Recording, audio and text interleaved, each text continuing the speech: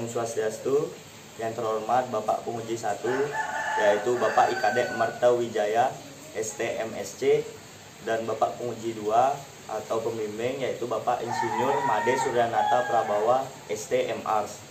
Perkenalkan, nama saya Indifana Zulfikar, NIM 119, Angkatan 17, kelas reguler A A2. Dalam periode PKL gelombang 2 kali ini, saya melaksanakan PKL di CV Balai Desain, dan proyek yang saya kerjakan yaitu guest house dan rumah tinggal Jempiring yang terletak di Jalan Jempiring, Denpasar, Bali. Baik, perkenalkan, nama saya Indifana Zulfikar, NIM 119, kelas reguler A. Kali ini saya akan menjelaskan tentang perencanaan guest house dan rumah tinggal Jempiring, Denpasar, Bali. Oke, sebelumnya ada pendahuluan. Jadi PKL atau praktek kerja lapangan adalah salah satu bentuk implementasi antara program pendidikan di perkuliahan dengan program penguasaan keahlian yang diperoleh melalui kegiatan kerja secara langsung di dunia kerja untuk mencapai tingkat keahlian tertentu. Kegiatan praktek kerja lapangan ini juga sebagai suatu sarana untuk dapat berinteraksi dengan berbagai profesi yang berhubungan dengan terlaksananya suatu proyek agar mampu memahami lebih dalam dunia proyek yang sebenarnya. Kemudian selanjutnya ada tujuan PKL perencanaan. Jadi tujuan dari PKL perencanaan ini yaitu yang pertama, memberikan kesempatan pada mahasiswa untuk membandingkan apa yang didapat di bangku kuliah dalam bentuk teori dengan apa yang ada di dunia kerja sebuah perencanaan. Kemudian dapat menerapkan ilmu-ilmu yang sudah kita dapat serta menyesuaikan dengan kebutuhan kerja di bidang perencanaan. Yang ketiga, mempersiapkan sikap dan mental serta keterampilan untuk terjun ke dunia kerja. Kemudian yang selanjutnya, untuk mendapatkan pengetahuan dan wawasan baru di dunia kerja seorang arsitek, terutama di bidang perencanaan. Dan yang terakhir, belajar bekerja tim dengan arsitek profesional dalam mengerjakan proyek real yang tidak pernah didapatkan di kelas sehingga dapat menambah pengalaman. Kemudian untuk sasarannya yaitu yang pertama, untuk mengetahui dan memahami penyelesaian rumah tinggal di bidang perencanaan dalam bidang kerja nantinya. Kemudian mendapatkan pengetahuan dan pengalaman serta mengenal bagaimana dunia kerja seorang arsitek dalam bidang perencanaan. Dan yang terakhir, memahami pengelolaan perencanaan proyek guest house dan rumah tinggal yang terletak di Jalan Jempiring, Denpasar, Bali, baik dari aspek teknis maupun non-teknis. Kemudian untuk manfaat dari PKL perencanaan itu sendiri yaitu bagi mahasiswa dapat meningkatkan wawasan keilmuan mahasiswa tentang situasi dan kondisi dalam dunia kerja. Kemudian dapat mempelajari teori-teori baru yang berbeda dari teori yang dijelaskan di kelas serta mempelajari masalah-masalah yang ada dalam penerapannya. Kemudian mendapat pengalaman dan ilmu baru dan teknis-teknis dalam merancang maupun menyajikan gambar kerja sebuah proyek. Kemudian ada penjelasan tentang balai desain dan guest house dan rumah tinggal Jempiring dan Pasar Bali. Nanti akan saya jelaskan. Ini tinjauan pustaka, yaitu yang pertama pengertian guest house. Guest house merupakan penginapan yang sederhana dengan fasilitas terbatas. Di Indonesia sering juga disebut sebagai wisma. Kemudian tinjauan proyek perencanaan. Suatu proyek merupakan upaya yang mengerahkan sumber daya yang tersedia yang diorganisasikan untuk mencapai tujuan, sasaran, dan harapan penting tertentu serta harus diselesaikan dalam jangka waktu terbatas sesuai dengan kesepakatan. Kemudian ada manajemen proyek perencanaan. Manajemen proyek adalah cara mengelola dan mengorganisir berbagai aset, sumber daya manusia, waktu, serta kualitas pekerjaan proyek, sehingga proyek menghasilkan kualitas yang maksimal dalam waktu yang sudah direncanakan serta memberikan efek kesejahteraan bagi karyawan. Ini tinjauan bangunan proyek guest house. Jadi gambaran umum untuk proyek guest house dan rumah tinggal Jempiring ini yaitu nama proyek guest house dan rumah tinggal Jempiring, lokasi proyek di Jalan Jempiring, Denpasar, Bali, pemilik proyek yaitu Ibu Trisna Suwandi, luas site yaitu 645 meter persegi, sedangkan luas bangunannya yaitu 485 meter persegi. Konsultan yaitu Balai Desain, dan tahun proyek Februari 2020. Ruang lingkup pekerjaan yaitu berupa pekerjaan perencanaan bangunan, proyek guest house dan rumah tinggal, di mana pekerjaannya dimulai dari tahap awal hingga tahap akhir perencanaan. Pekerjaannya meliputi dari tahap persiapan, skematik desain, struktur, MEP, dan landscape ditambah dengan gambar 3D perspektif. Kemudian gambaran umum konsultan perencana, Balai Desain atau Gede Arista Gunawan Arsitek and Associates adalah praktek arsitek pribadi milik Bapak Gede Arista Gunawan ST MMIAIAA, seorang arsitek asal Bali yang telah dianugerahi lisensi arsitek profesional oleh Ikatan Arsitek Indonesia atau IAI sejak 2008, juga lisensi arsitek profesional AA atau ASEAN Architect oleh ASEAN Architect Council atau AAC sejak 2014. Studio Balai Desain berlokasi di Bali, tepatnya di Jalan Dukosari nomor 2, Sesetan, Denpasar. Balai Desain dalam mendapatkan suatu pekerjaan proyek melalui perseorangan atau swasta, bahkan dari pemerintah, baik dari segi perencanaan maupun pengawasan proyek, biasanya diperoleh dari rekan bisnis, sahabat, rekan hobi. Pekerjaan bisa melalui rekan arsitek, penawaran proposal, tidak terkecuali pada klien yang baru yang memperoleh informasi dari proyek-proyek yang telah dikerjakan, serta klien yang mengetahui Balai Desain melalui akun media sosial seperti YouTube, web, Facebook, dan sebagainya. Ini ada struktur organisasi Balai Desain, kemudian hak Balai Desain sebagai instansi yang menawarkan jasa konsultan dalam proses perencanaan sebuah proyek, yaitu adalah memperoleh imbalan jasa untuk perencanaan yang besarnya sesuai dengan perjanjian yang telah disepakati. Kemudian, kewajiban konsultan perencanaan Balai Desain dalam perencanaan sebuah proyek yaitu membuat rencana waktu penyelesaian pekerjaan atau time schedule, menyelesaikan pekerjaan perencanaan yang diberikan oleh pihak klien sesuai dengan lingkup pekerjaan yang diberikan, menerapkan aturan kode etik dalam melaksanakan tugas profesional sebagai seorang arsitek perencana. Kemudian tanggung jawab pekerjaan, pihak konsultan perencanaan Balai Desain dalam perencanaan suatu proyek adalah dalam melakukan segala tindakan secara profesional sebagai teman diskusi dan penasehat yang baik kepada klien atau owner yang akan menggunakan jasa konsultan Balai Desain. Kemudian pengelolaan studio dan tata letak studio. Jadi berikut ada gambaran tentang denah studio Balai Desain, yaitu Balai Desain itu sendiri memiliki dua lantai, yaitu pada lantai 1 sebagai ruang kerja, di mana terdapat ada meja komputer, printer, mesin scan, alat tulis, buku majalah, dan yang lain-lain. Kemudian untuk di lantai 2 itu merupakan tempat sebagai tempat meeting, area meeting. Kemudian ada ruang kerja prinsipal arsitek, kemudian ada ruang santai. Selanjutnya pengendalian produk rancangan. Prinsipal sendiri melakukan beberapa langkah, yaitu ada pengendalian waktu, mutu dan biaya, revisi, strategi penampilan identitas, upaya optimalisasi, dan mekanisme pengawasan produk rancangan. Jadi dalam pengendalian produk rancangan ini, prinsipal biasanya setiap di pagi hari sebelum para staf mengerjakan suatu pekerjaan, beliau melakukan meeting singkat atau seperti diskusi sebelum mengerjakan suatu pekerjaan, di mana beliau mengarahkan beberapa contohnya seperti aturan atau step by step pekerjaan apa yang harus dilakukan, sehingga nantinya hasil akhir dari pekerjaan yang dibuat itu sesuai dengan standar atau sesuai dengan mutu yang dilakukan yang dimiliki oleh CV Balai Desain itu sendiri. Kemudian dalam pengendalian biaya, biasanya pengendalian biaya di dalam perencanaan guest house itu sendiri, karena perencanaan tersebut sering dilakukannya revisi atau asistensi, maka untuk meminimalisir biaya pengeluaran khususnya di proses asistensi, biasanya penggunaan kertas bekas dilakukan sehingga meminimalisir pengeluaran biaya untuk pembelian kertas. Kemudian di sini ada logo Balai Desain dan format kop standar Balai Desain yang harus digunakan dalam perencanaan yang dikerjakan oleh CV Balai Desain.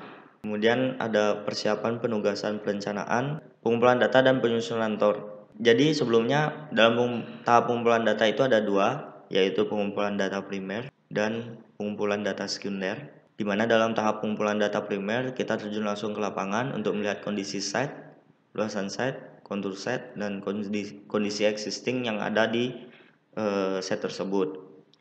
Dan kita juga melihat bagaimana potensi dari view site tersebut, karena kebetulan site ini memiliki bentuk yang tidak umum, yaitu memiliki bentuk segitiga, sehingga sangat berpengaruh dari desain yang akan kita buat.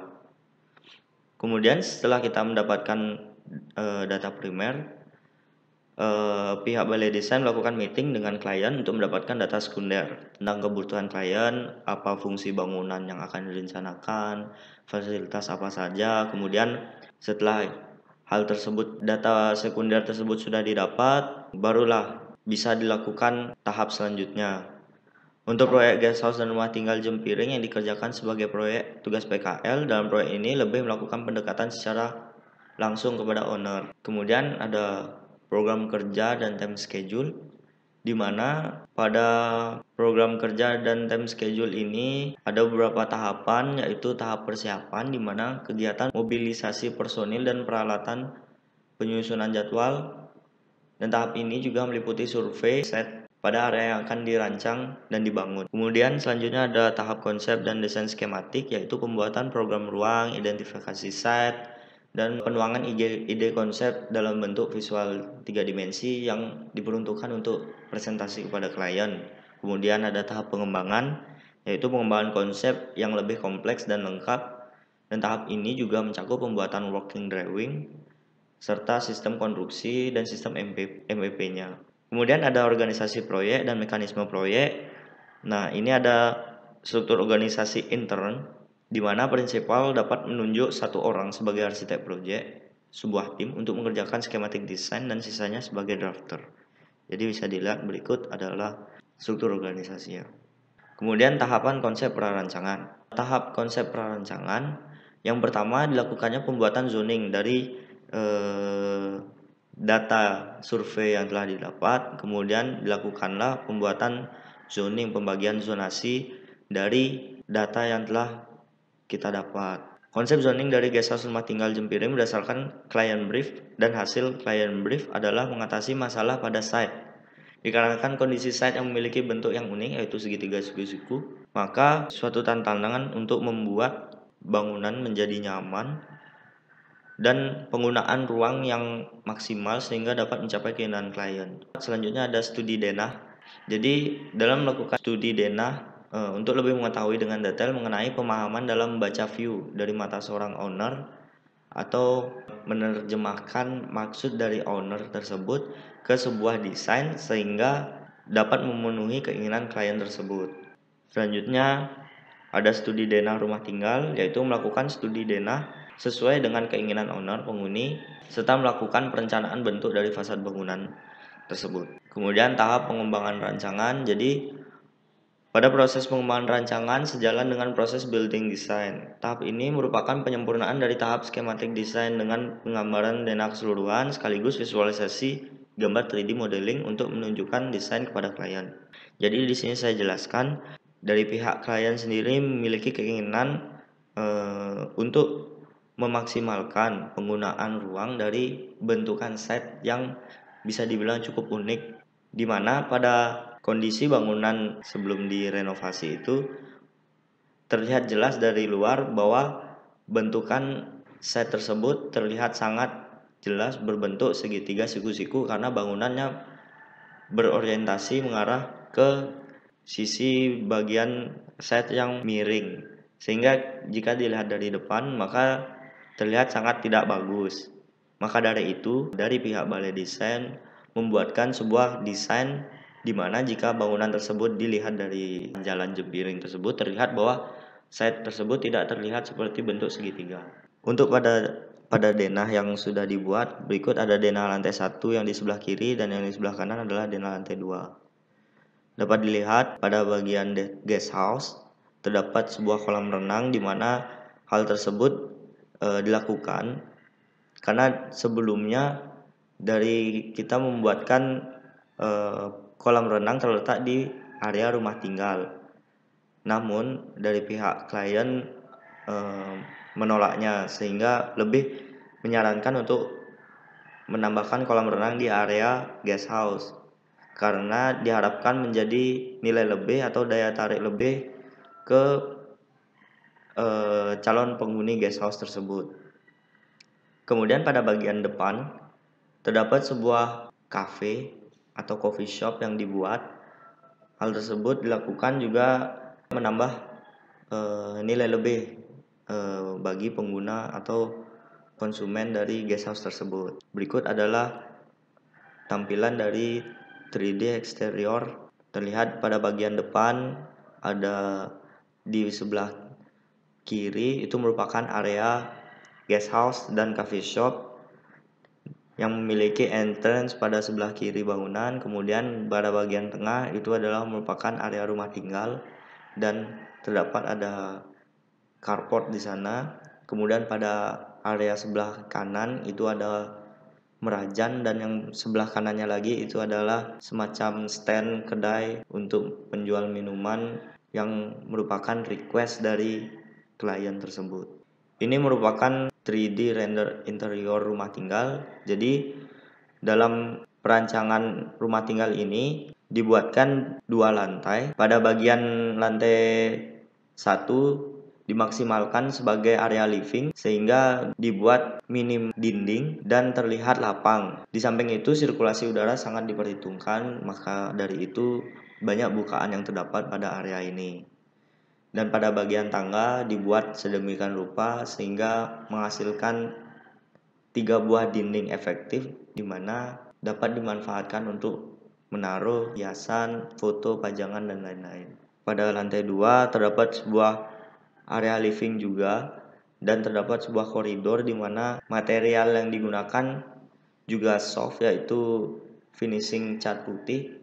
Nah, untuk area guest house ini pada lantai 1 terlihat terdapat pool, kemudian ada sedikit area garden, dan di mana pada lantai 2 terdapat beberapa balkon yang dibuatkan untuk setiap kamar sehingga view yang terlihat dari atas melihat ke arah pool terlihat elegan. Dan penggunaan material di sini juga menggunakan materialnya yang sama seperti material di area rumah tinggal, yaitu finishing cat putih biasa agar terlihat elegan. Hanya pada bagian dinding pembatas set saja yang menggunakan material bata sehingga menambah kesan elegan. Kemudian ini adalah interior dari coffee shop. Pada area coffee shop tersebut agak dibuat sedikit lebih unik, di mana terlihat ada poster terlihat pada dinding bagian utara dan selatan. Kemudian pada bagian atap sengaja dibuat terekspos menggunakan struktur atap kayu. Atap dibuat hanya satu kemiringan sehingga ketika penghuni guest house melewati tangga dapat melihat langsung ke coffee shop sehingga menambah nilai lebih dari guest house itu sendiri. Kemudian kesimpulan dari presentasi yang telah saya sampaikan yaitu dapat ditarik kesimpulan bahwa pekerjaan perencanaan guest house dan rumah tinggal Jempiring merupakan sebuah proyek swasta yang diperoleh oleh Balai Desain melalui penunjuk langsung dari klien, yaitu Ibu Trisna Swandi, di mana Balai Desain ditunjuk langsung oleh klien sebagai lokal arsitek dalam proyek ini. Dari kelebihan yang dapat dari perencanaan proyek ini yaitu pada sistematis konsultan Balai Desain bekerja pada perencanaan proyek ini cukup baik dan fleksibel dalam tindakan pengambilan keputusan yang dilakukan oleh prinsipal dalam hal penentuan desain dan perencanaan. Kemudian jika menemukan kendala akan langsung dicarikan solusi dengan melakukan diskusi kecil, dan pengambilan keputusan akan dilakukan oleh prinsipal arsitek. Kemudian saran yang dapat disampaikan yaitu alangkah lebih baiknya lebih konsisten terhadap keputusan yang diambil sehingga minimalisir terjadinya perubahan-perubahan yang terjadi dalam proses skematik desain guest house dan rumah tinggal Jempiring ini. Dan alangkah baiknya Balai Desain melakukan penambahan beberapa karyawan tetap agar dapat membackup pekerjaan-pekerjaan agar tidak keteteran dan tidak sering melakukan lembur dan mengejar target deadline.